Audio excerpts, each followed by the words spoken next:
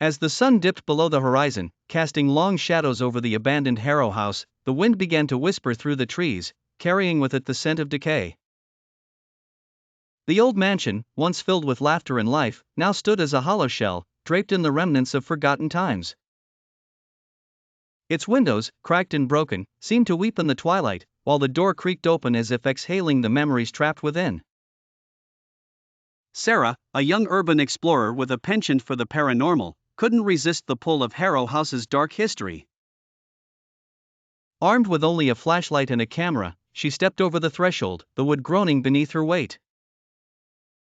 The air inside was thick, almost tangible, and each step she took seemed to echo through the vast emptiness. As she moved deeper into the house, the temperature dropped, and the air grew dense with an unshakable sense of foreboding.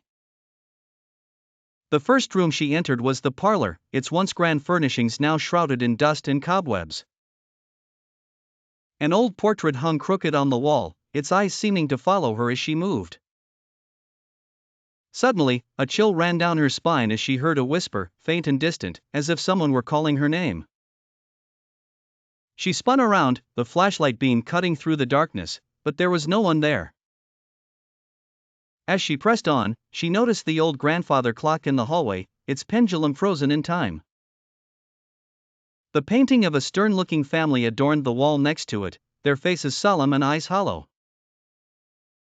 Just as she was about to take a picture, the clock's hands began to move, ticking louder and louder until it echoed through the house.